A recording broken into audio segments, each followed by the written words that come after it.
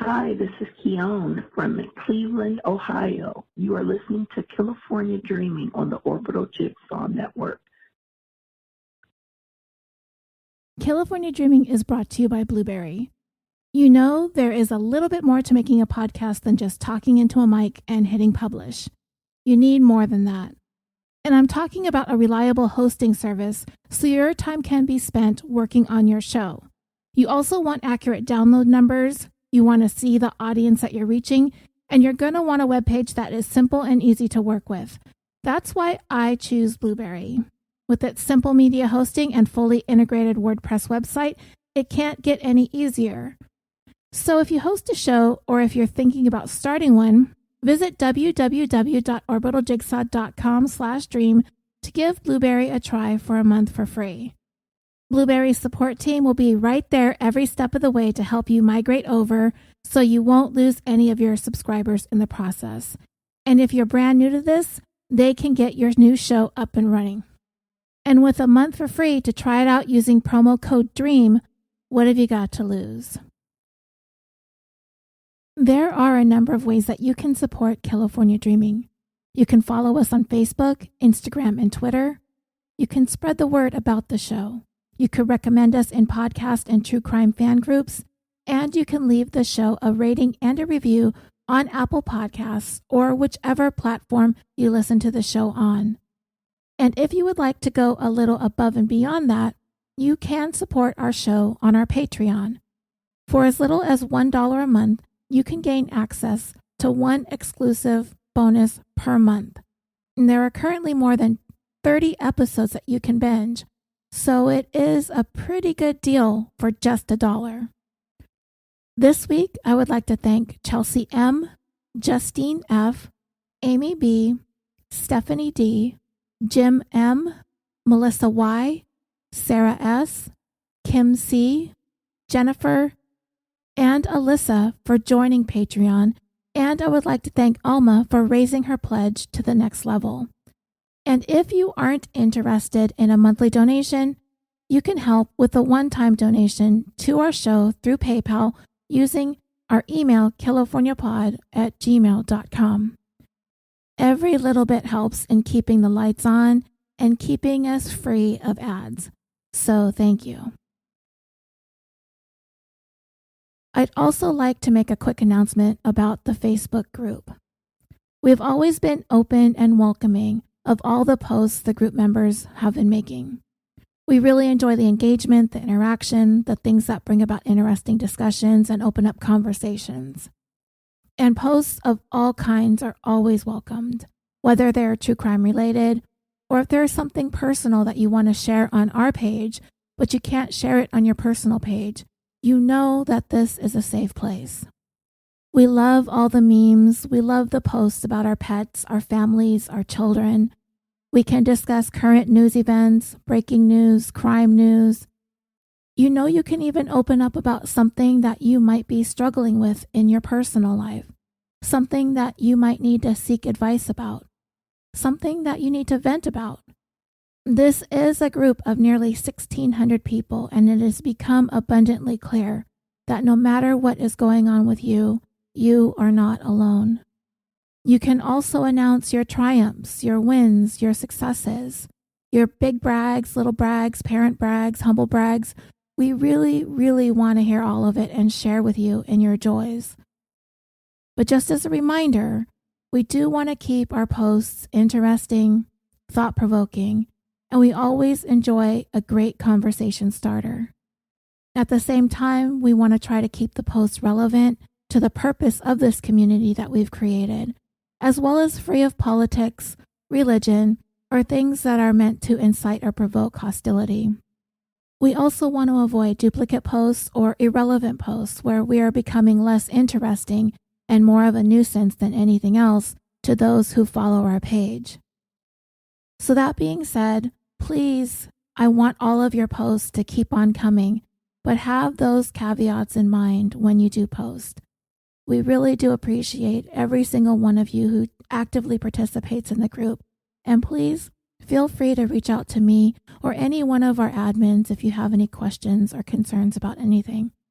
there is always one of us around to talk to.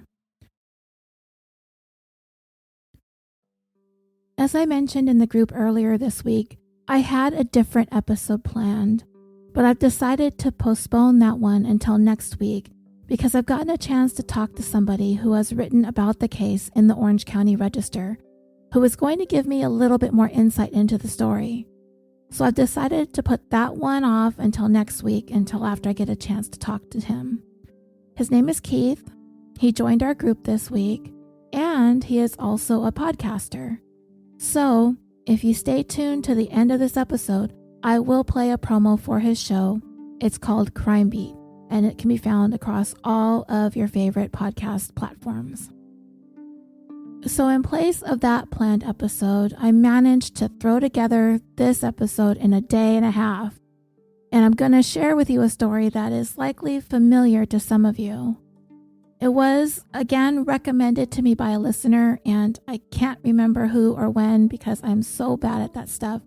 But if you're listening and this case sounds familiar to you and you brought it up to me, please message me again. This is a story of a man who was essentially leading two separate lives with two separate women, neither of whom wanted to lose him to the other woman. One was his wife, and the other was his mistress. And while the two of them were vying for his affections, this man seemed to be content with all of the attention that he was getting from both women, and not really interested in picking one over the other. And to me, in the end, it would be his cockiness and his narcissism that would eventually lead to his undoing when one of these women decided that she was going to win this battle. In this 131st episode of California Dreaming, the tale of the women who loved Michael Daly.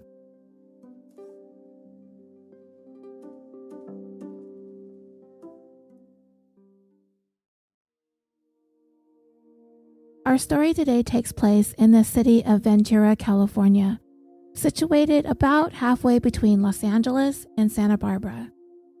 On the morning of Monday, May 6, 1996, 35-year-old wife and mother Sherri Daly started off her day just like she did every other routine day.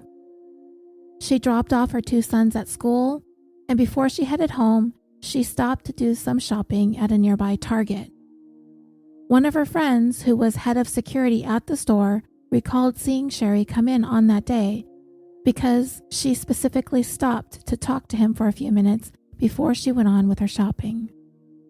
Sherri was captured on the store's video surveillance cameras finishing her purchase and exiting the store at 9:22 a.m. Those were the last known images ever taken of Sherri.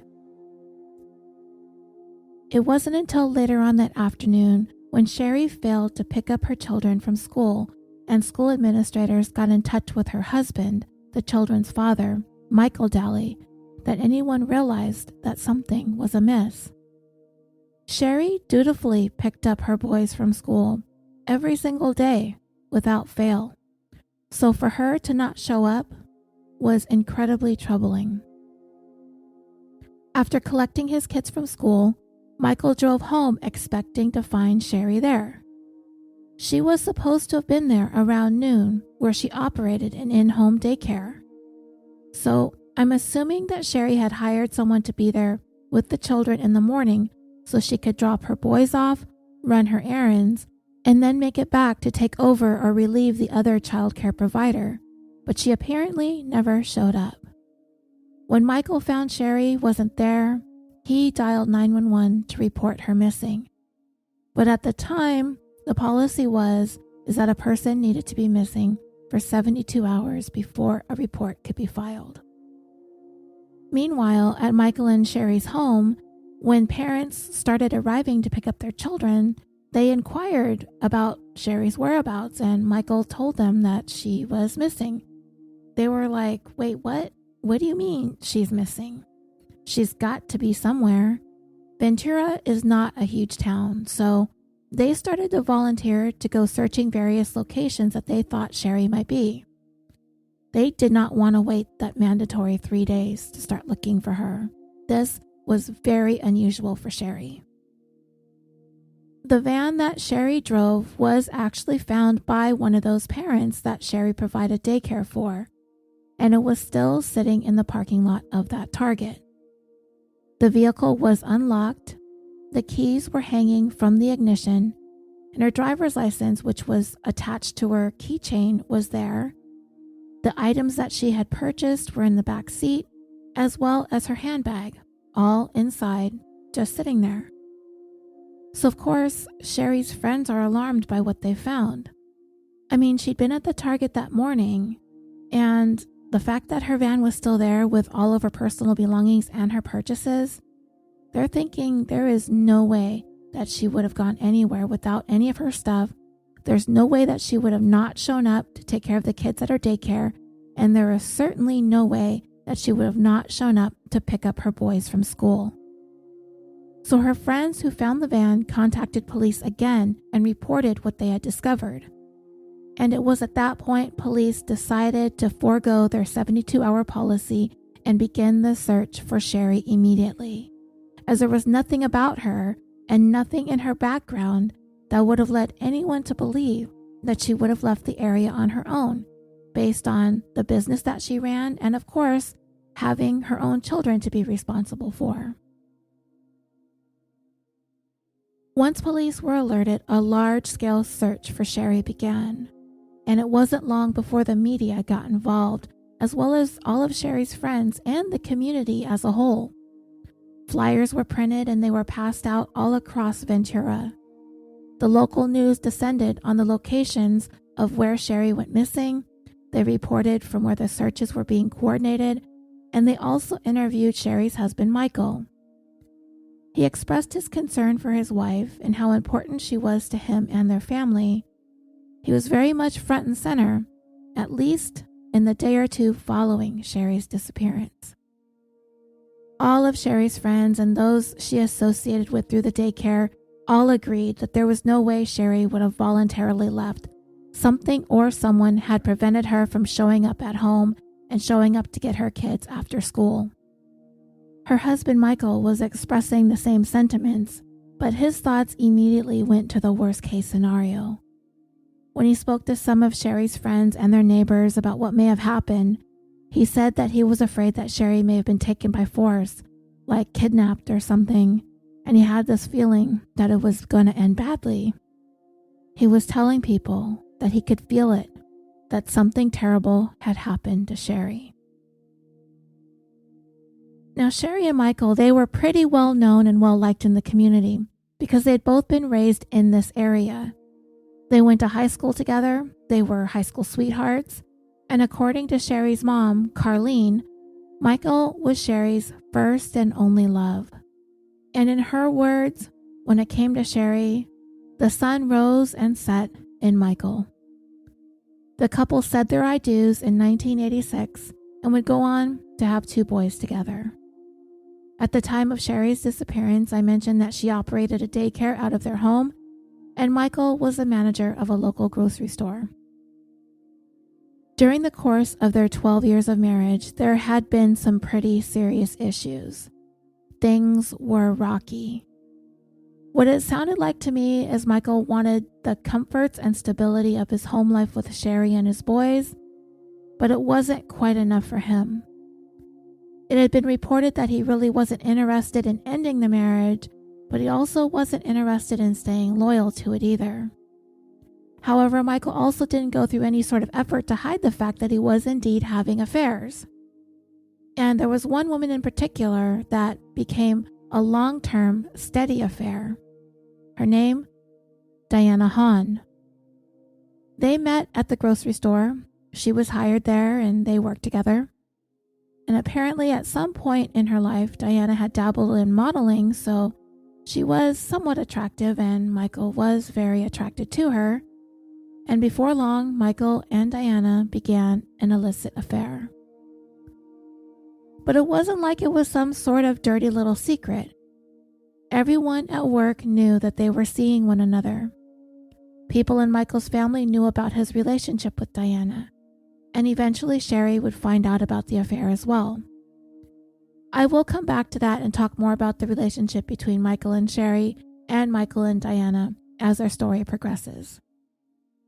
As we're getting into the early stages of the investigation, police began gathering information from some of the people who were shopping at the Target at the time Sherri was there and during the time that she was known to have exited the store.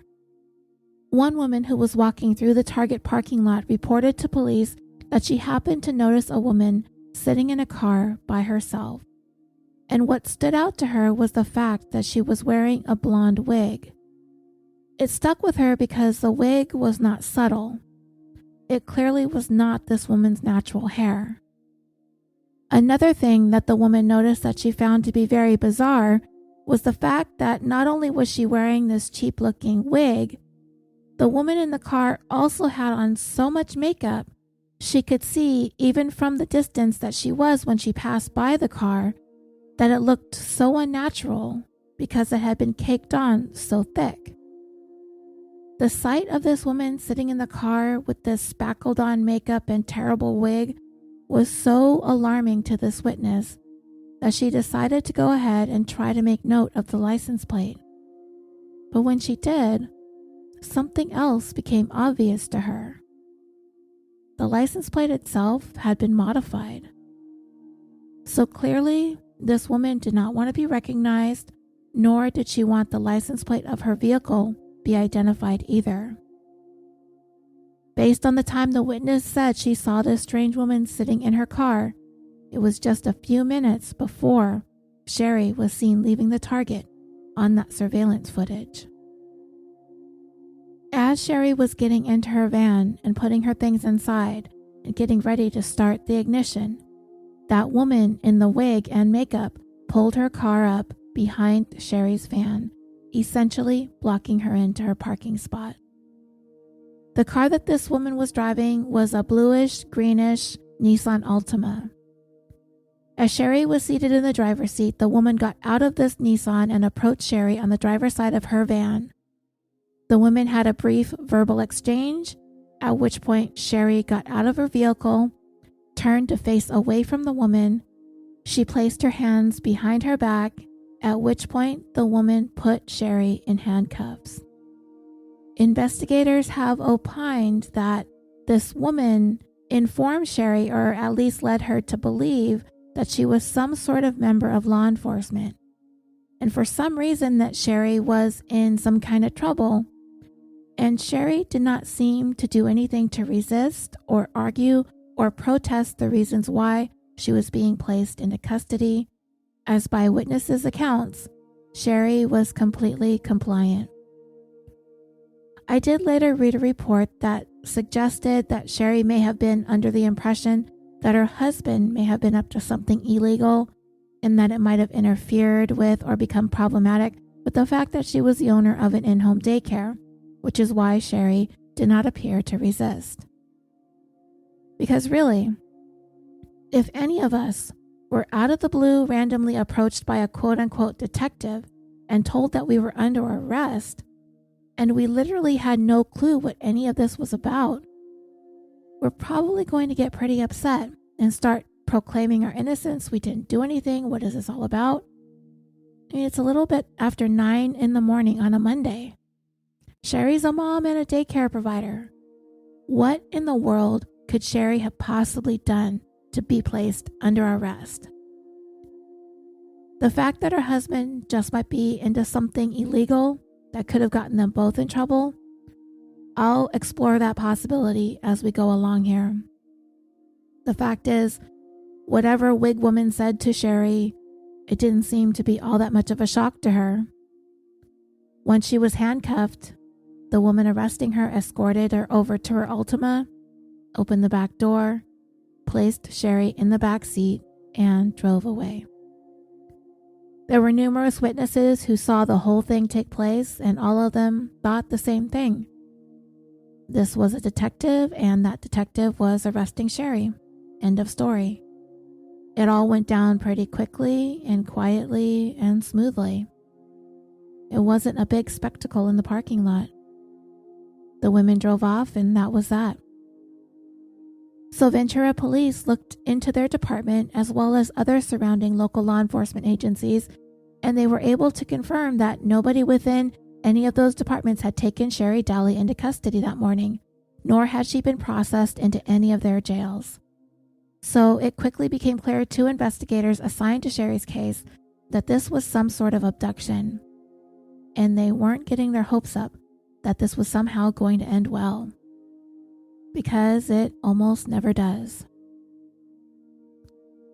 The following day, on Tuesday, May 7th, Michael again went before the media, and this time it was with his and Sherri's two boys, Devin, who was 8 years old at the time, and Max, who was 6, and all three of them pleaded with the public for help and information to bring their mom home.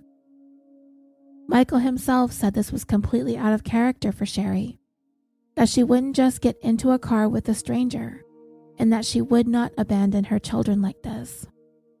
Now again, I don't know what, if anything, Michael knew about the case. This is only the first day in, but clearly Sherri did not get into a car on her own with a stranger that she didn't know. She got into that car because she was told that she was under arrest and she was complying with the orders that she thought were coming from a police officer. And when it came to the boots on the ground searches for Sherri, her friends and loved ones were really able to get out there and rally the support of the community to come on out and help search for her. They came together wanting to help find the missing mother of two. They organized search parties. They canvassed the city. They passed out and put up flyers everywhere in an effort to spread awareness and to get Sherri's image out there with the hopes of anyone recognizing her to come forward with some information that might lead to where she might be. The community was doing everything that they could in their power to try and drum up potential leads and tips for police to track down and investigate, because they really wanted to see Sherri come home. As details about Sherri, her background, her personality, the kind of person that she was, all accounts were she was very kind and loving and caring and very, very devoted to her family. She loved her job, she loved her children, and she loved her husband. But slowly, information began trickling out that her husband, Michael, and I talked a little bit about it towards the beginning, that he was openly having an affair with a coworker at the grocery store that he managed. So once the word started spreading that Michael was being less than faithful to Sherri, little red flags started going up and people began looking at Michael Daly slightly differently than the concerned husband and father that he had been portraying himself to be in the media. Time and time again, when something like this happens to a woman like Sherri, you hear about extramarital affairs, and the husband immediately comes under intense scrutiny. So investigators began taking a closer look at Michael Daly. What's this guy's story? What is he all about? And what might he know about what happened to his wife? Well, when investigators began looking into Michael, they came to find that the affair that he was having with Diana Haun was only the latest in a string of affairs that he'd been having with various women and co-workers, pretty much spanned the duration of his and Sherri's marriage. As I had said, they had started dating in high school, and when they got married in 1984, Sherri was 23 years old. So putting their whole relationship into perspective, if say they began dating about halfway through high school, we don't exactly know when, but by the time they were married, they had been together for at least 6 or 7 years. So by the time she went missing in 1996, they had been married for 12 years. So in total, the couple had been together for anywhere between 18 or 19 years. So as Michael carried on with his various affairs, it was reported that Sherri remained completely devoted to him.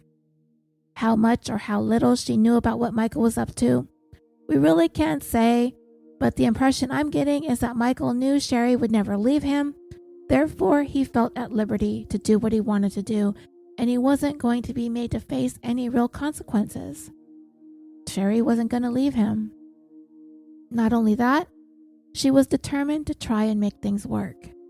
And when it came to his most recent mistress, Diana, it seemed as though Sherri was going to try to step up her game to try and win Michael back.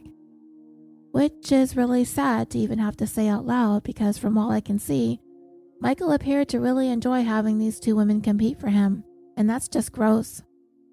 But anyway, Sherri was more threatened by Diana because the affair had been going on for about 2 years by the time Sherri disappeared. It seemed as though Michael, on some level, was apparently in love with Diana. He was more serious about her than any of his previous mistresses, and it was turning into something long-term, and they had gone public with it. And while Michael had no intentions of ending his relationship with Diana for the sakes of his marriage, it was apparent he had no intentions of ending his marriage either. He may have entertained the idea of splitting up. He and Sherri may have discussed it. Perhaps they kept going around in circles and back and forth, staying together, breaking up. It can go like that sometimes. But the fact is, it's just convenient for Michael to have things the way he's been having them. So that kind of complicates things, right? I mean, most of the time when a married person is having an affair, they put a great deal of effort to keep it hidden from their partner, usually. If and when that affair is discovered, then talks of divorce and moving out and splitting up. And if there are kids involved, there's custody and child support. And what ends up happening is it starts to become clear that divorce is going to be an incredible financial burden. And even though both husbands and wives commit murder, most of the time it's the husband that does the harm to the wife, and sadly sometimes the kids. Because in this case, the victim, the missing person, is the wife. I'm going to use the male pronouns here. So when the couple starts talking divorce, it starts with the husband usually trying to figure out what is going to benefit him the most now that he's not going to be able to have his cake and eat it too. And time again, when it comes down to a choice between divorce or murder, he comes to the conclusion that murder is the better option for some ungodly reason. But that isn't exactly the case here with Michael and Sherri. He's made no secret of his affairs. For years, he's been able to have his cake and eat it too. And for reasons known only to her, Sherri stood by. And I don't want to say that she allowed it to happen, but it didn't seem like Michael was all that concerned that she might kick him out or divorce him. There weren't going to be any consequences, so he did as he pleased. It leaves us wondering, did Michael have a need or a motive to be rid of Sherri then? It didn't seem like it was a pressing issue. But then again, perhaps it wasn't him that was feeling the need for this affair with Diana to progress to the next level. Apparently, Michael and Diana's relationship was incredibly intense. They were said to be deeply in love and considered one another to be each other's soulmate. Well, the more Michael's feelings for Diana continued to deepen, the more strain it was putting on his relationship with Sherri. And he actually began to start building up a sense of resentment towards her. He was pretty much emotionally checked out of the marriage. He had become hostile, disrespectful, and he really lost any and all concern about Sherri. He didn't care if she was hurting over this. He didn't care if she remained devoted to trying to work things out. He just didn't care. So if they were fighting every single time he walked through the door, then that was probably pushing him further and further away and straight into Diana's arms. And as for Diana, there was something about her that was very alluring to Michael. She was attractive, she was fun, but she was also interested in certain things that he found to be different and new and exciting. She was really into the occult, all things mystical, magical, and supernatural. She was interested in witchcraft, black magic, sorcery. and it seemed as though Michael on some level became interested in those same things.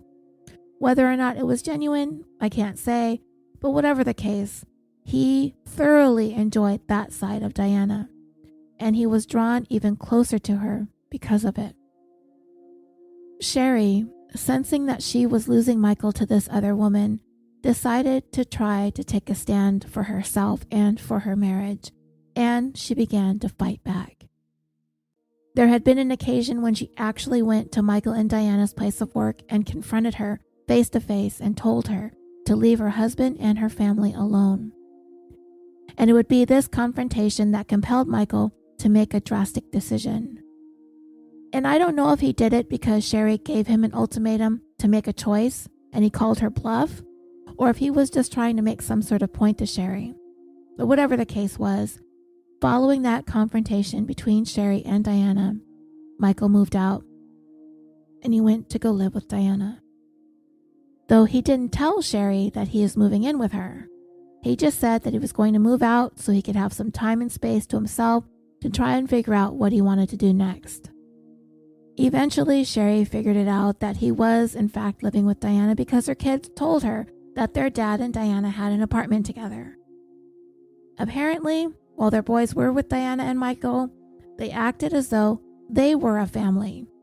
Diana was treating the boys as if they were her own children.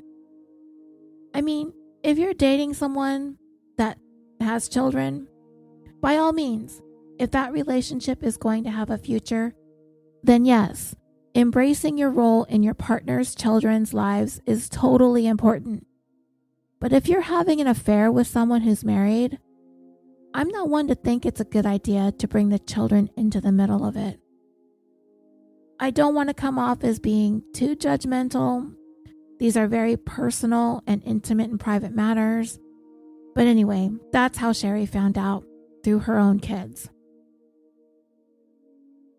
Meanwhile, as the investigation was moving along, more and more starts to become known about Michael beyond this affair with Diana.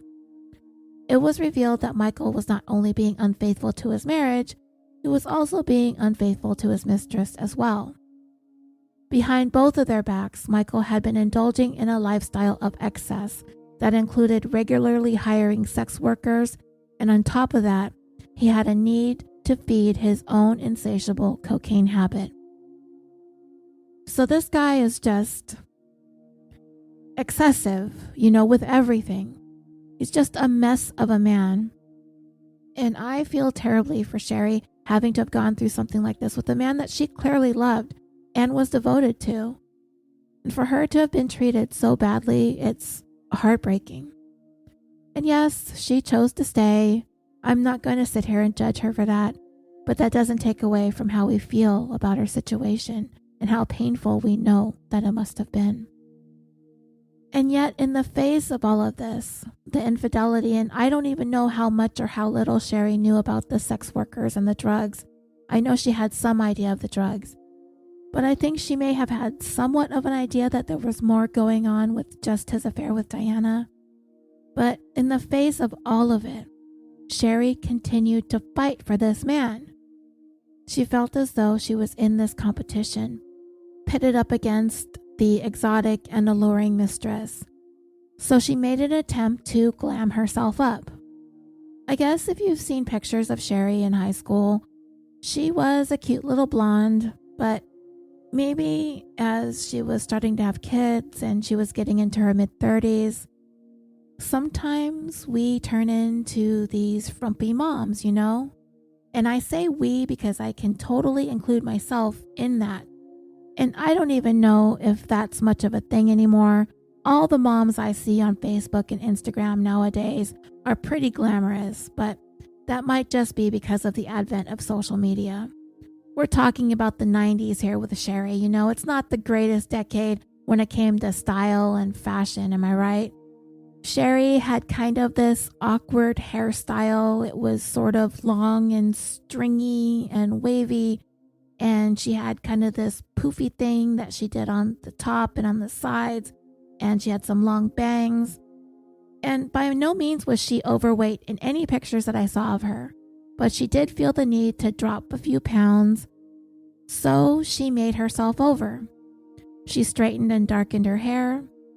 She experimented with more dramatic makeup, and honestly, in her glammed up photo that I saw, she kind of looked like Jennifer Aniston. I mean, Sherri was beautiful. She just needed to fine-tune a few things to bring about her best features. And by the way, Michael Daly, I'm sorry, but whatever the hell it was these women saw in this guy is beyond me. And yes, I'm being superficial at the moment, but let's face it, this guy is a certified assholiest asshole of the highest order. There is nothing about him as a person or a human being that any of us would find pleasant or appealing inside or out. So I feel like it's not as judgy because he's disgusting all around. There's nothing redeeming about this man, and he is just gross. I cannot emphasize that enough. Gross, nasty, revolting, yuck, just yuck. When you look at pictures of this guy, you just want to barf. So, Sherri made her play for Michael, and she thought it worked because after a couple of months of living outside the family home, he moved back. But it really didn't have anything to do with the desire to be with the new and improved Sherri, and it had everything to do with the reasons I pointed out earlier as to why Michael wasn't in a hurry to seek a divorce. Money. You know, he still got to support his home with Sherri and the kids. But on top of that, he had the added financial obligation of paying for that apartment with Diana. It was severely cutting into his entertainment funds, namely the sex workers and the cocaine. And I think I need to make it clear, he did not move into an apartment that Diana was already living in. She had been living at home with her parents. When he moved out, they went and rented an apartment together. Diana wasn't going to be able to afford to stay there without Michael.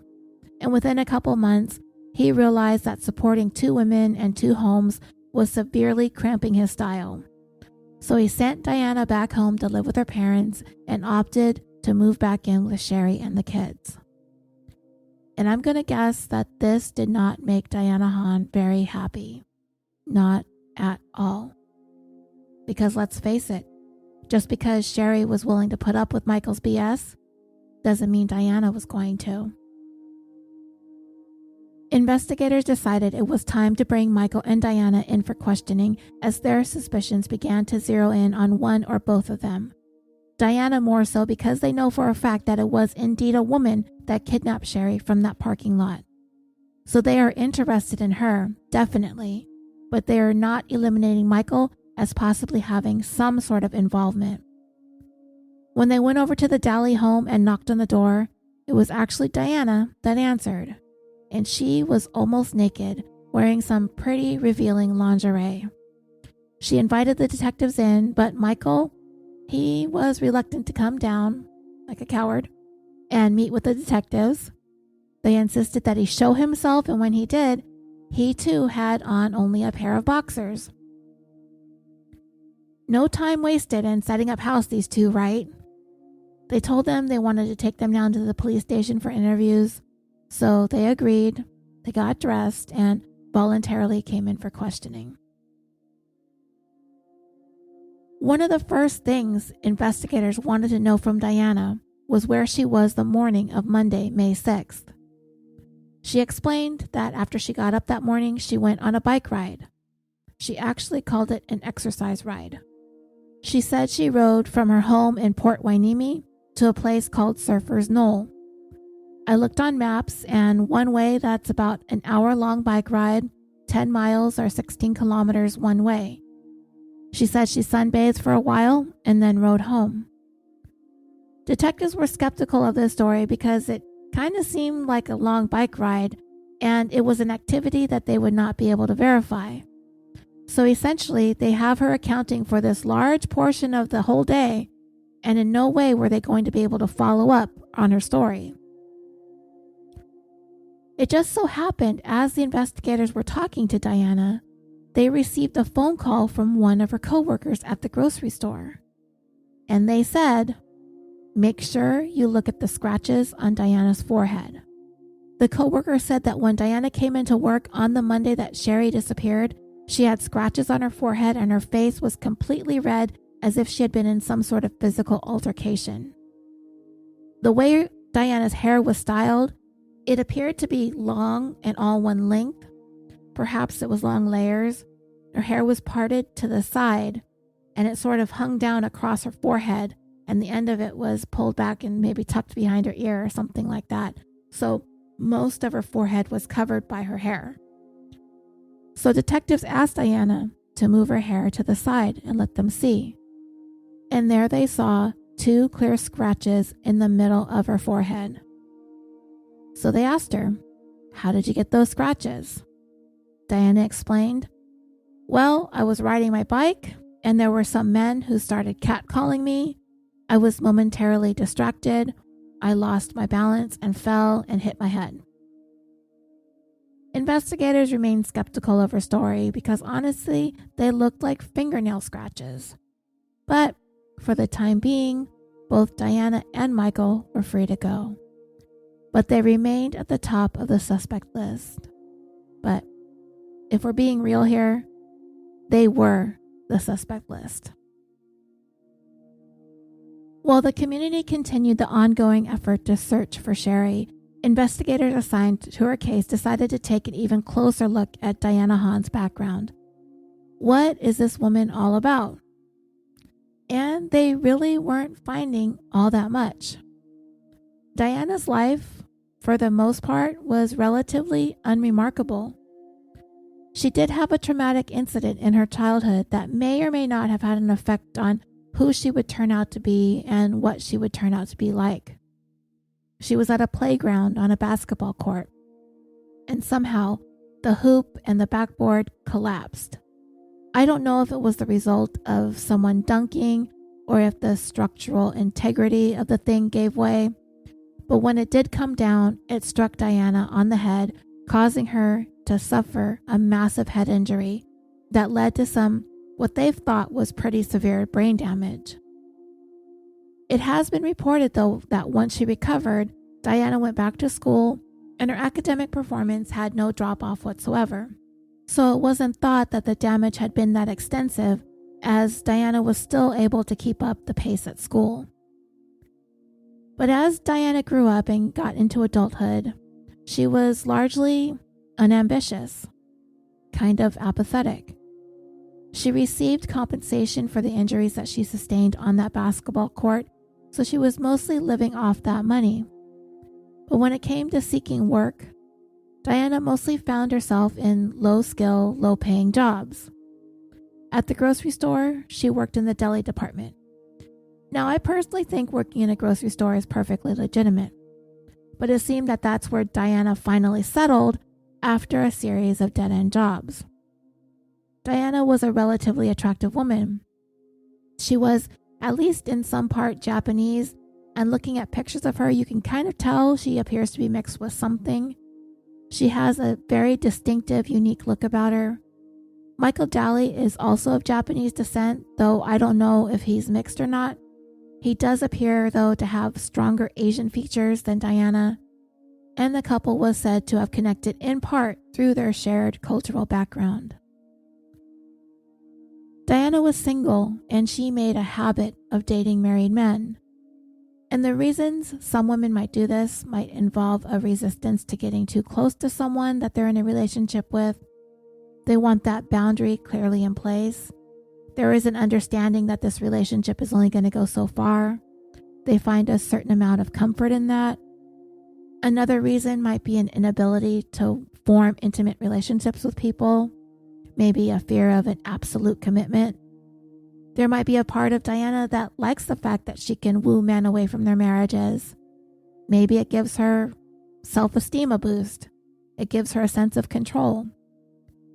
Whatever the reasons, Diana sought relationships with married men and preferred it that way. But when it came to Michael Daly, did Diana's feelings run a little deeper for him? Or maybe he added another layer of a challenge in the fact that he wasn't going to leave Sherri for her. And when he finally did shack up with her, he ended up going back a couple months later. Did Diana take that more personally? Was this a blow to her own ego? Was Michael Daly the one guy that she could not lure away from his marriage? Maybe she didn't anticipate the battle that Sherri Daly was going to wage against her in her attempts to wreck their home. Perhaps in the past, every other married man that Diana became involved with eventually led to a breakup and a divorce. And that was some sort of weird victory for Diana. And once that happened, and the man she was with was on the market and free to be with her, the excitement of it all was over, and then she'd move on to the next. I'm only speculating here because I don't know what goes on in the mind of a person who will only date somebody that is married. I don't know why anyone would want that, other than for reasons that I'm really not going to truly understand, because I would not like that. I would never want to be on either end of that mess. And as I pointed out earlier, Diana's life is generally thought to have been relatively mundane and dull. So when she met Michael Daly, when she was hired to work at the deli department at his store, the attraction between them was instant and intense for both of them. As much as he was enamored with her, she was with him as well. They bonded quickly over, of course, their attraction to one another, their shared culture, and the other things that I previously talked about in terms of Sherri's interests, things that are different and exciting for Michael, like her interest in the occult and the witchcraft. We should also make note of the fact that after she met Michael, Diana began taking karate lessons, and in an interview with her instructor, he pointed out that it's one of those disciplines where you don't necessarily have to be large to be an effective fighter, that despite her small frame, Diana was much stronger than she looked, and she had not a problem keeping up with anyone in the class, male or female. This woman could fight. She could hold her own. So with the way that she and Michael were together, they had this way of fulfilling some sort of void or something that was missing, that was giving them both a boost in confidence. Diane, having been doing well with her karate lessons, also a confidence booster, but also getting her into great shape. And a new side of Diana began to evolve. One who began to understand that she was more than just a mundane, boring old nobody. She started to feel comfortable in her own skin, and she started to see that she had a certain amount of power. She could be the one in control, and that could be quite the revelation for someone who has never experienced those feelings ever before. And once Diana had that self-confidence, that's when she started dabbling in modeling. And now Diana was more self-assured than ever. She was going through an evolution. And soon she began leaving behind the desire to be someone's mistress and started wanting to be someone's missus. Specifically, Mrs. Diana Daly. She started sharing those feelings with some of her friends and coworkers. She wanted a life with Michael, and she made it clear that she was going to do what it took to get her way. Not only did she want to marry Michael, she wanted to take on the role of raising his 2 children as her own. Michael Daly, of course, is continuing to try and play both women, trying to keep both of them happy. There is at least one holiday season that passed where Michael actually had the audacity to not only have holiday portraits taken with Sherri and the boys, he did the same exact thing with Diana and the boys. And to compound the hurt, all of this most certainly was causing Sherri. Diana made sure to go out of her way to rub the fact that she was having a long-term sexual relationship with Michael in her face. It gave Diana a great deal of pleasure to not only create those wounds, but to constantly be pouring salt into them, to make sure that Sherri felt her presence in their lives constantly, was actively working to cause chaos and destruction in her marriage to Michael. And I'm sure that Michael just sat back and watched with his own twisted pleasure in seeing these women fight over him. And just as an example of how vicious Diana and Michael were towards Sherri, Diana actually had a body pillow custom made with a silkscreen image of her face printed on it. And if that wasn't humiliating enough, Michael actually brought that home and slept with it in their marital bed. At this point, we can only hope that Sherri would eventually start to stand up for herself, to take a hold of her life, her self-respect, her dignity, and decide that enough was enough and toss this man out on his ear. Sadly, Sherri would never get that chance. The investigation eventually led to some of Michael's co-workers to whom he had confided in over the course of his relationship with Diana.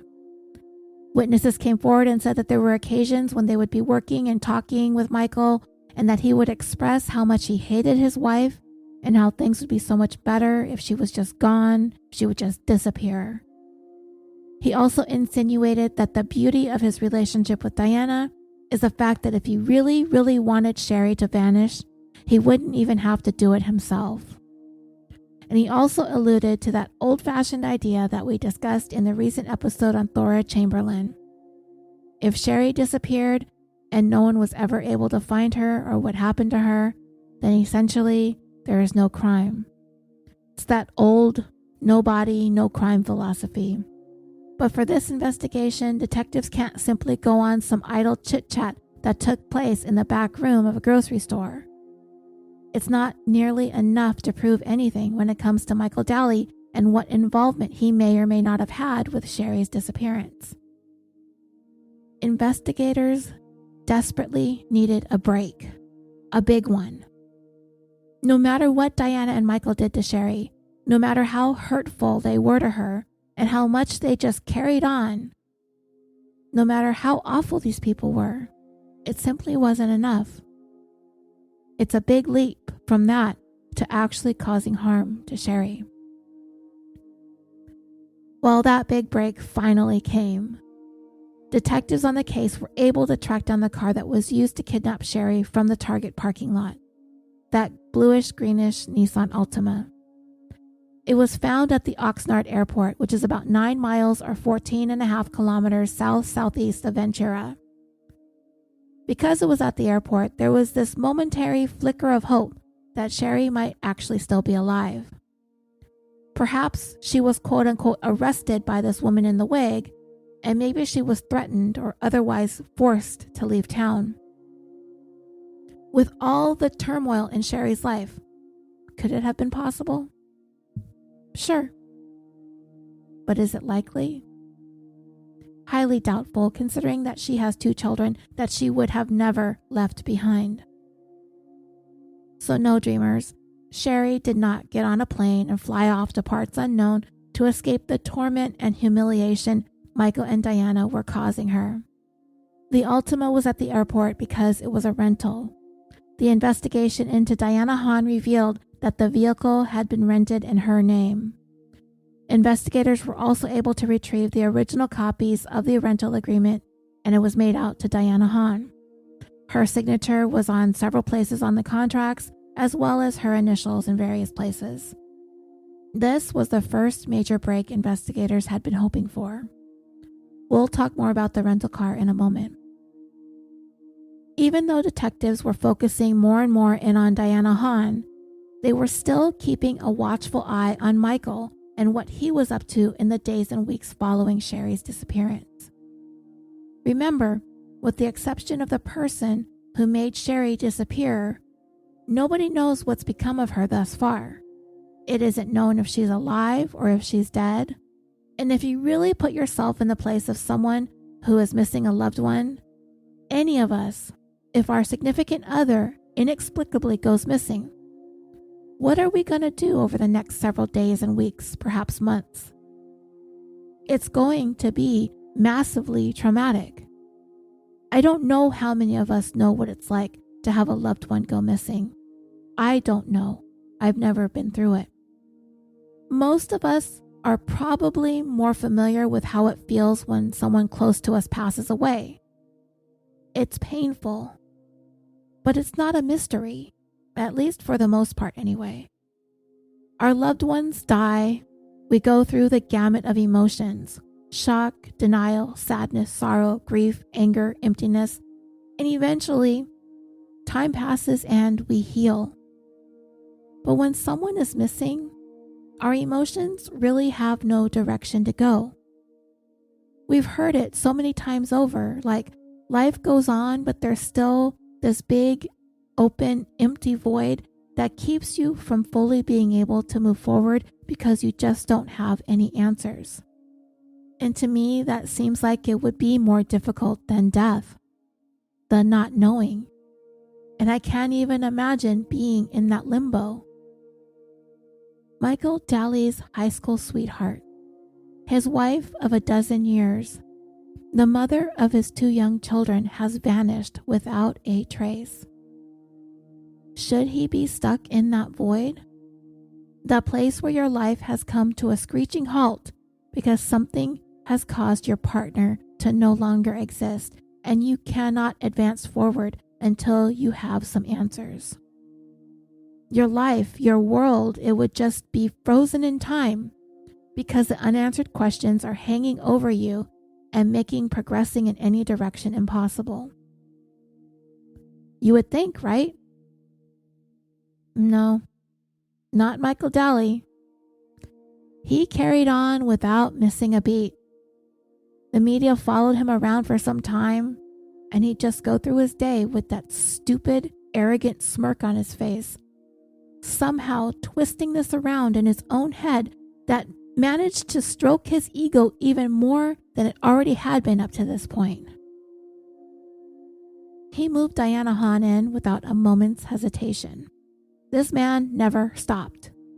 In the first day or two following Sherri's disappearance, he made a couple of appearances on TV with his boys pleading for Sherri's safe return, but that was the extent of it. The entire community came out to help in the search for Sherri.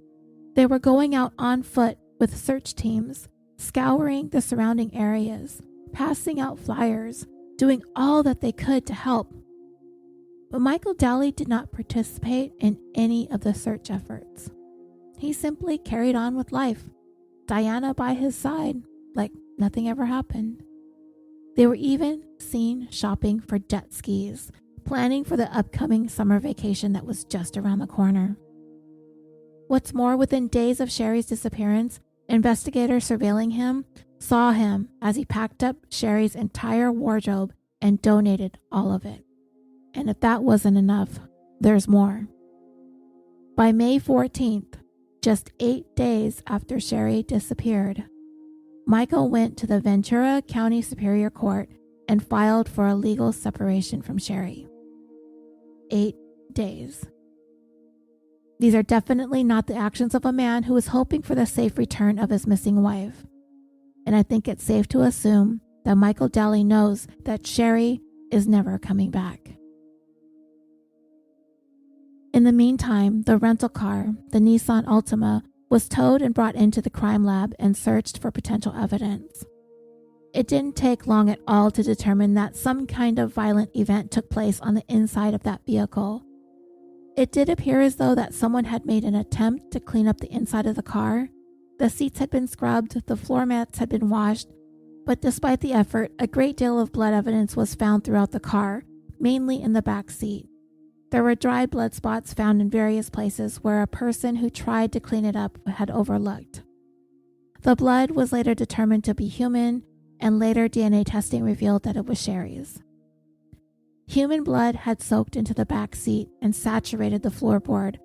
The cursory attempt to scrub these areas was evident, but the blood had already soaked in. Blood spatter was found on the interior roof, the door handle, on the seatbelt, the center console, and inside the trunk. So now that investigators had their first pieces of physical evidence that foul play was involved in Sherri's disappearance, this gave them the probable cause to get some search warrants signed by a judge. It was finally going to give them a chance to search both Michael and Sherri's houses. And they also brought them back in for further questioning. Michael and Diana were interviewed separately, and true to form, Michael stayed his course of being cocky and manipulative. And this was his story. I was at work when Sherri was kidnapped from Target. You can check the time cards. I wasn't there. I had nothing to do with it. Cue Michael Daly's stupid smirk. And when he's proclaiming his innocence, at the same time, he was trying to figure out how much the cops knew. If Michael was any bit nervous or worried, he didn't show it. He remained calm and collected throughout the entire ordeal. Not even fazed that he's being investigated for possible involvement in a murder, whereas the average person would probably be pretty shaken up when put into a situation like this. Not Michael Daly.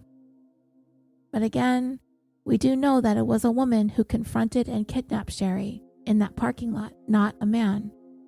So he has at least that going for him. But Diana Haun, not so cool, calm, and collected during her interview, not in the slightest. She was actually quite hysterical, crying, upset, just really beside herself this time around. Not the same friendly, chatty, borderline flirty Diana that she was the first time when she had answered that door wearing skimpy lingerie. Investigators were not going to hold back. They could see that Diana was on the verge of breaking down. She was going to crack, and this is exactly where they wanted her. Detectives told her, Michael is saying that you did this on your own.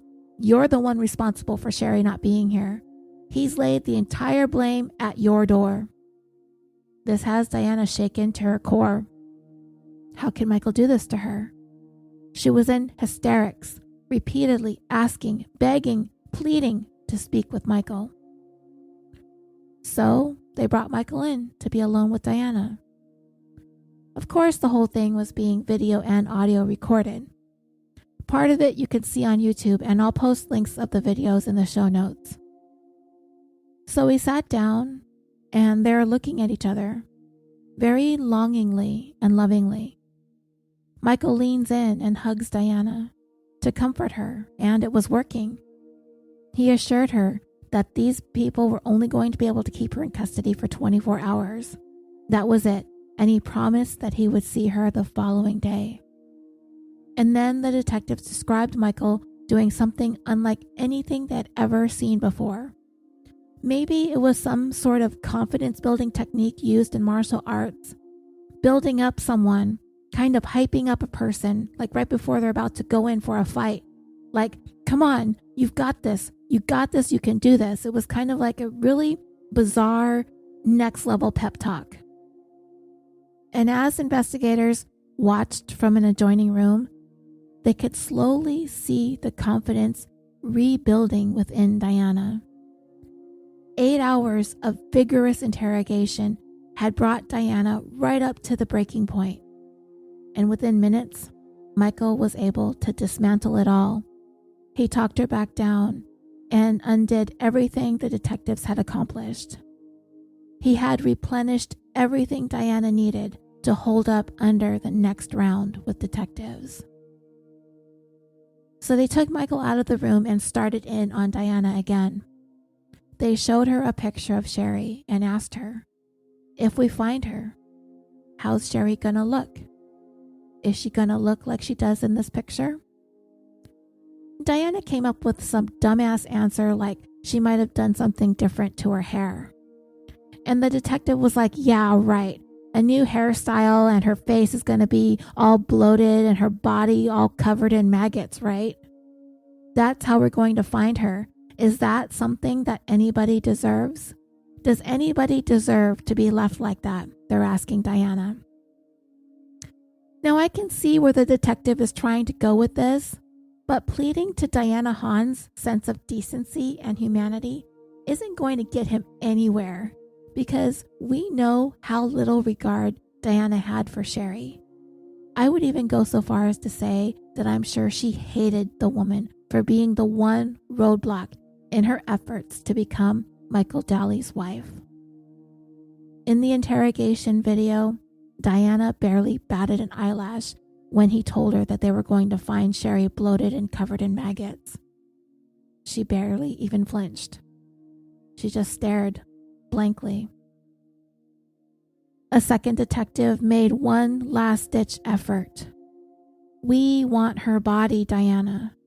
We want to get her back before the wolves and the coyotes get to her." And Diana, all she had to say was, "I don't think she's dead."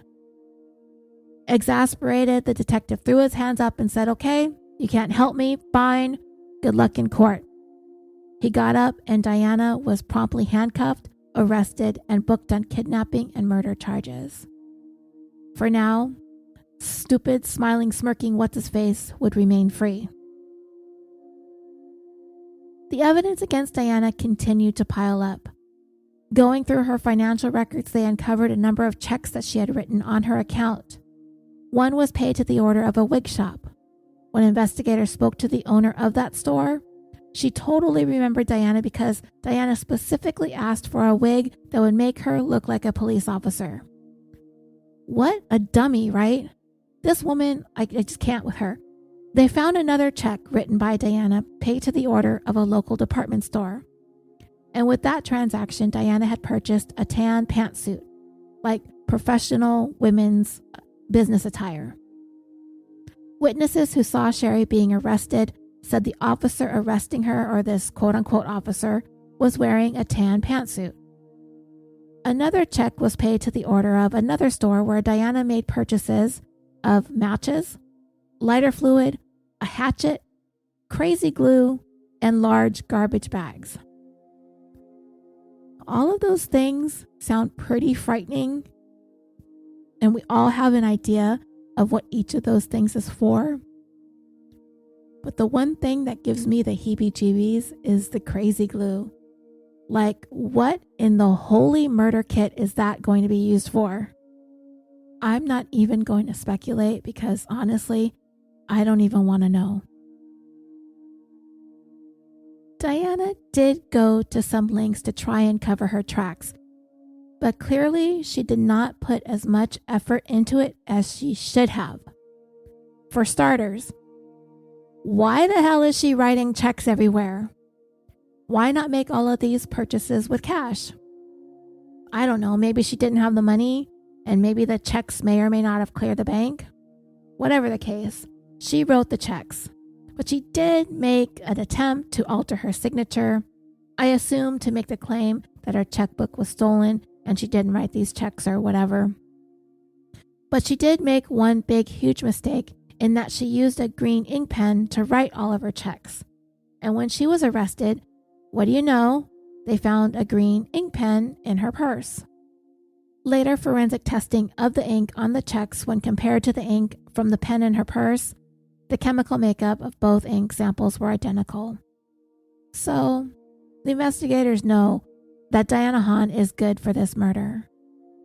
But the one thing they still didn't have was Sherri's body, and Diana wasn't talking, holding on to the hope that she will never be found, thereby leaving open the possibility, at least in her mind, in believing what Michael Daly had been telling her all along. No body, no crime. Yeah, Diana is not going to divulge anything. So would law enforcement attempt to broker a deal with her in order to get the information out of her? The goal, of course, is always in the interest of justice. But at the same time, they still want to find Sherri's body. And they might play let's make a deal in order to get it. Fortunately for investigators, they're not going to have to make any deals with the devil worshiper. All of the hard work put in by Sherri's community paid off. 26 days after Sherri was abducted from that parking lot, one of the searchers found what was left of her. Sherri had been left in a canyon at the bottom of a ravine in Ojai, California, just outside of Ventura, approximately 12 miles or 19 kilometers away from where she was taken. For investigators, it was a bittersweet moment. There was certainly a sense of relief that they were able to find Sherri and bring her home and give her the proper burial that she very much deserved. But it was also the end of any hope of the slim chance that she might have been alive out there. Considering the way she had been treated by Michael and Diana, Running away and hiding from all of that mess had still been a possibility, albeit an unlikely one. Once the medical examiner had a chance to take a look at Sherri's remains, it was clear that her death was not an easy one. It was vicious and violent. In an August 1997 article written by Tracy Wilson for the Los Angeles Times, it detailed the medical examiner's findings. According to the coroner, after being repeatedly stabbed and bludgeoned with an instrument that appeared to be made by a small axe or hatchet, there was evidence that it was most likely that Sherri had been decapitated. Medical examiner Dr. Ronald O'Halloran reported that the severed neck bone and a tiny nick located down towards the bottom of Sherri's skull was indicative of her killer having used a sharp, flat instrument to cut the head from the body, stating, quote, "One stroke with a hatchet could produce all of those injuries. They are consistent with a beheading." Though Dr. O'Halloran would later concede that it is impossible to determine exactly when the head was removed from the body or with what instrument was used, and it was possible that her head was removed sometime after her death. But I mean, who's going to come back hours later and cut Sherri's head off?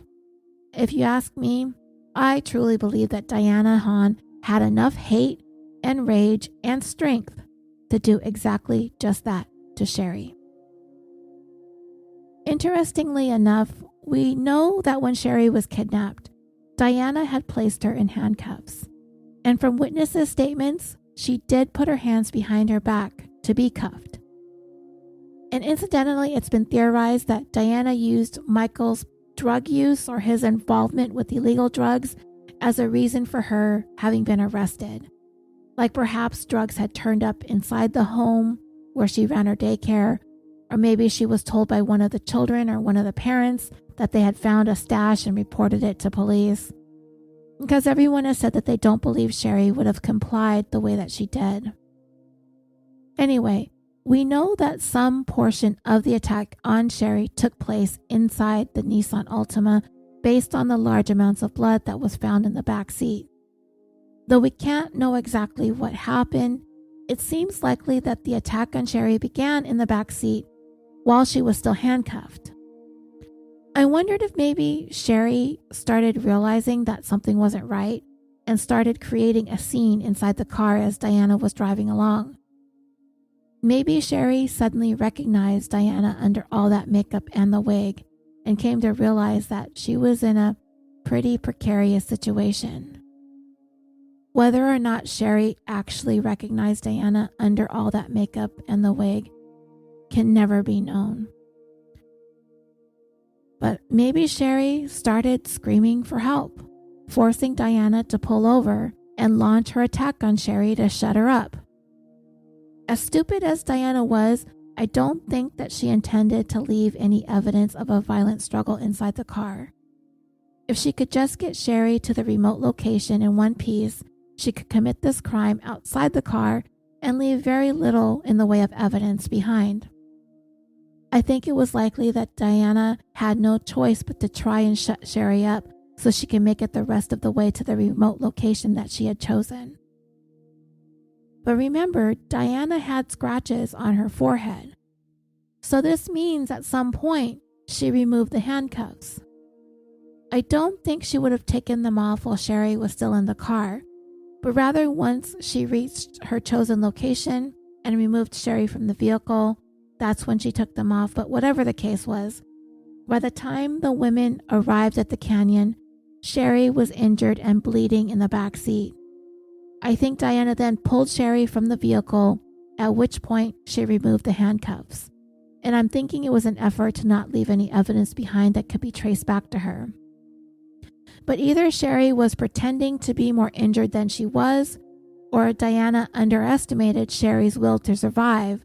But when those handcuffs were removed, Sherri made one last-ditch effort to save her life, and in doing so, she left her mark on Diana's forehead. Unfortunately, with Sherri as injured as she was, and Diana being in peak physical shape, Sherri was no match. She didn't stand a chance. Diana then continued her attack on her, striking her repeatedly about the face and chest and upper torso. Sherri had a fractured cheekbone, a fractured jaw, and stab wounds about the face and neck. I'll talk more about her injuries in a moment. Dr. O'Halloran had arrived at the site where Sherri was found, and he collected and marked the locations of Sherri's bones, which had been strewn about by animal activity across a 10-yard by 10-yard or 9-meter by 9-meter area. Once the doctor assembled Sherri's bones, he figured he had about 80% of her body to examine, and it was clear immediately that homicide was her manner of death, and he ruled her cause of death as blunt force injuries. Sherri's skull had multiple fractures. Her neck had been struck by both blunt and sharp objects, and this was consistent with both sides of a hatchet being used against her. Sherri had essentially been killed 3 times over, as she had 3 different categories of injuries, any of which would have been fatal. So this is overkill. Sherri had been struck in the head with either a very heavy-handed person or a heavy object such as a rock or possibly the blunt side of an axe, and this left 3 fractures in her left cheekbone. Sherri's jaw had been deeply cut by a sharp object, and a small metal fragment of metal from that object used to inflict that cut embedded in Sherri's jawbone, and that piece of metal appeared to be consistent with having come from some sort of serrated knife. Dr. O'Halloran had found Sherri's chin had been cracked clear in 2 separate pieces. The injury to the chin did not come from a blow from a fist. Her chin was split in half by an axe. He also found evidence that Sherri had been stabbed multiple times with a double-sided knife, perhaps something similar to a dagger, based on the marks left on the bones of her upper torso. And as for the bone at the base of Sherri's skull, which had been severed, Dr. O'Halloran stated that the cut made to that bone was one swift, clean, straight cut, and he believed it was done with a sharp, flat object, again consistent with an axe. It was clear that whoever did this to Sherri had a great deal of hatred towards her. The level of violence and the depravity of the way Sherri was killed speaks volumes as to the kind of person Diana Haun was and what she was capable of. It is truly terrifying. It's been speculated that the act of killing Sherri, the whole process, was something Diana found enjoyment in carrying out. She would finally be rid of the one thing standing between her and Michael, and she was more than happy to make that happen for herself. Diana was going to face murder charges, but investigators did not believe that she acted alone in this. While Michael Daly himself was at work, he wasn't present when the killing actually took place. Investigators did believe that if not for him, his encouragement, his manipulation of Diana, that she would not have carried this out. They see Michael as having a part in every aspect of the plan to kill Sherri. So they weren't going to be satisfied pinning it all on Diana. They wanted Michael behind bars for his complicity in this. There is no doubt in the minds of investigators that if not for him, Sherri would be alive today. So they were going to keep digging until they came up with enough evidence to charge him as well. And investigators would catch another lucky break. While they struggled to put together a case against Michael for the murder of Sherri, as he consistently denied having anything to do with the planning, anything to do with the murder itself, or having any knowledge of the murder having taken place after the fact, which of course nobody is believing, a girlfriend from Michael's past came forward with some pretty damning information. Michael Daly had attempted to solicit the murder of his wife, and he wanted her to do it. He regularly talked about his intentions to kill Sherri. He discussed plans and ways of getting away with the murder, and he asked her on a number of occasions if she would do it for him. And he laid out what he believed was the perfect plan. Rent a car, get a disguise, pretend to be a police officer, arrest Sherri, take her someplace remote, kill her, toss her down an embankment, or animals will do away with her. And he detailed that plan before that same exact plan was carried out by Diana. This was all his idea. And if Diana could get away with it, then they could go on with their lives as planned. And if she didn't get away with it, then, well, his hands were clean. Diana would take the fall, and he would go on with his life. Either way, Michael Daly didn't care as long as he was not implicated. He may have been in love with Diana Haun, but just like every other narcissist out there, he was more in love with himself. Diana was disposable, just like all the other women in Michael Daly's life. And I am by no means making Diana Haun out to be a victim in all of this. There are times that women are manipulated by men to do things that they wouldn't normally do. But Diana, she very much wanted to be a part of this. Michael found exactly what he needed when he found her. One final piece of the puzzle came together when investigators discovered a letter that Sherri had written to Michael just a few days before she died. Sherri had finally given him the ultimatum. And she didn't even ask him to stop seeing Diana. She asked him to check himself into a drug rehabilitation program to deal with his addiction to cocaine. I guess maybe she thought that if she could get him clean, that he might start thinking clearly and be more capable mentally and emotionally to work on their relationship. And in the letter, she said that if he did not begin drug treatment, that she was going to file for divorce that Monday, May 6th, the day she died. Investigators believe that that was the impetus for Diana and Michael to finally put their plan into motion. And it makes me so angry and frustrated that he didn't just let Sherri go and file for the divorce. We know that he hated her. We know he didn't want her around anymore.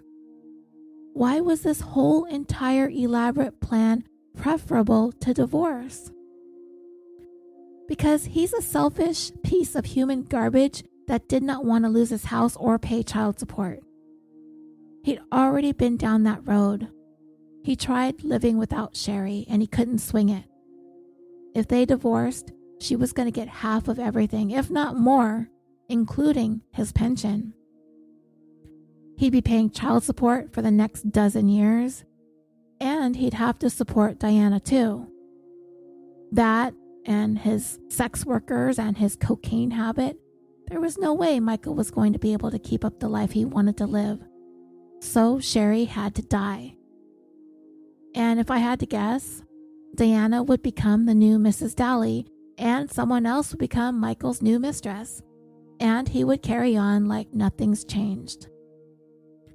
Remember, ladies, if he does it with you, he'll do it to you.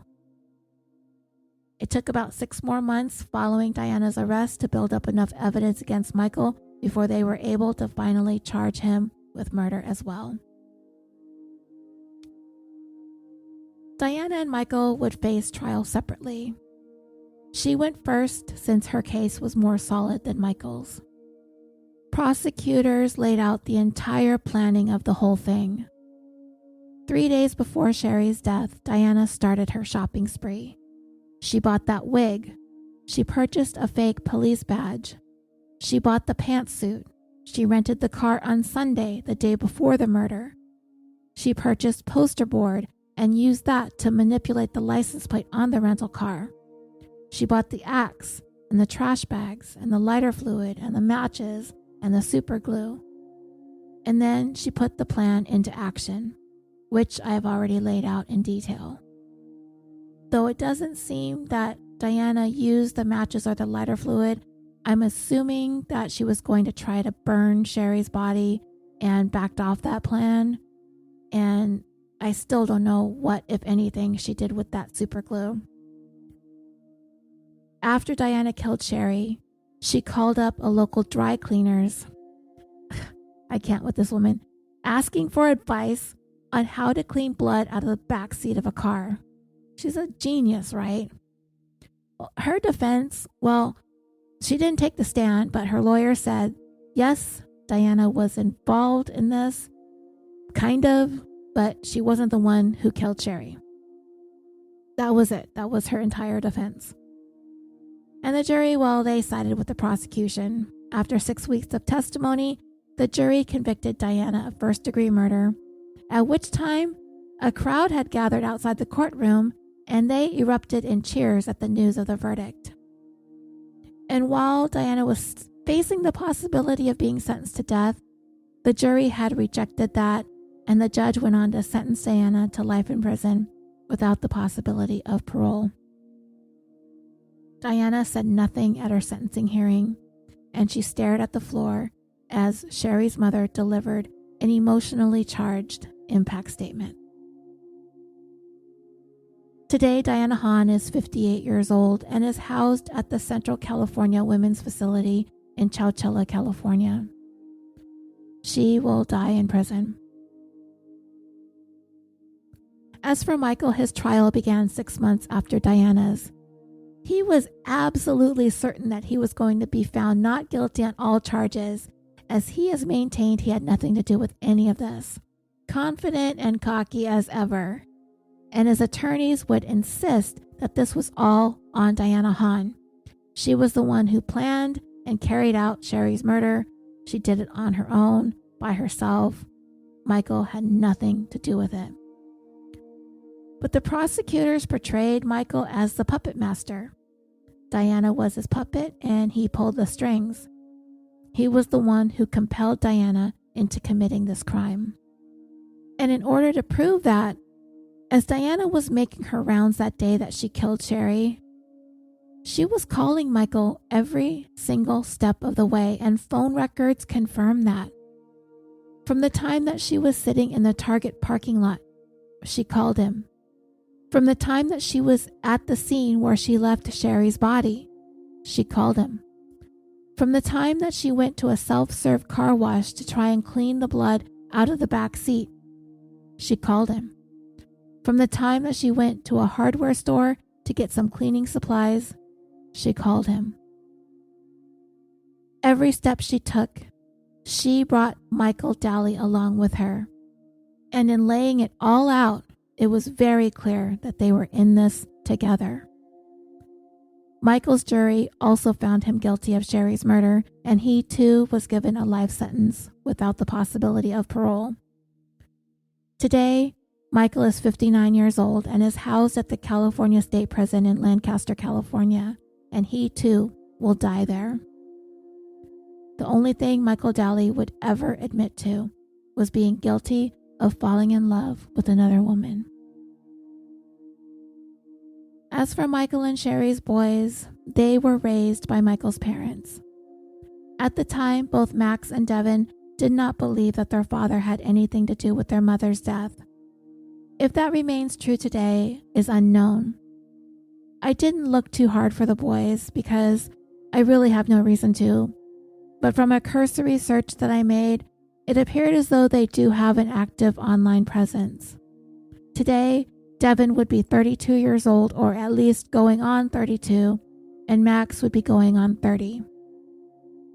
In March of 1998, the boys were awarded a $6.4 million judgment against Diana Haun for the wrongful death of their mother. For the community of Ventura, California, Michael's conviction for many was more rewarding in some ways than Diana's was, because there was a very real chance that this man may have gotten away with it. Diana Haun did her part. She's paying for it. But the plethora of ways Michael Daly betrayed Sherri, over and over and over again for years on end. This conviction, this sentence, was a long time coming when it came to obtaining justice for Sherri and seeing Michael Daly get exactly what he deserved. Hopefully, somehow, some way, Sherri Daly knows that she had an army fighting for her and that she is resting easy.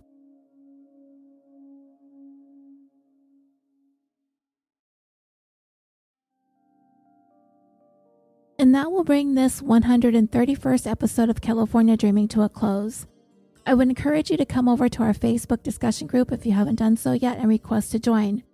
It is there we discuss the cases that we cover, we share our thoughts and opinions, not only about our show, but any other podcast that you listen to, documentaries that you've watched, books that you've read, as well as current news stories, posts about your pets, funny memes. Please come over and share.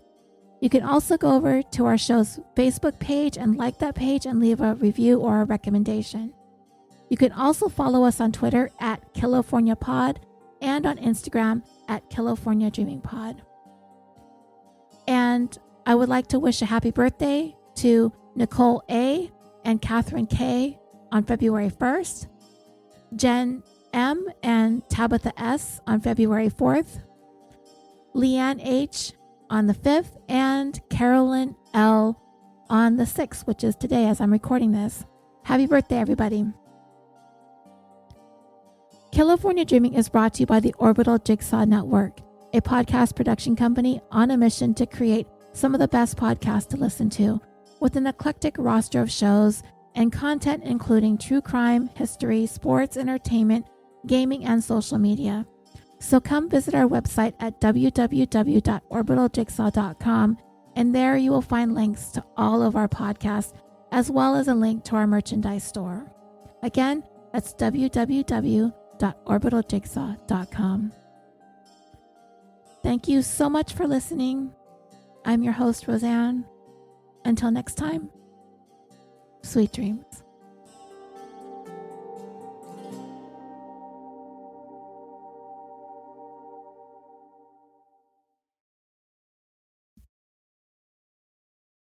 Hey, California Dreaming listeners.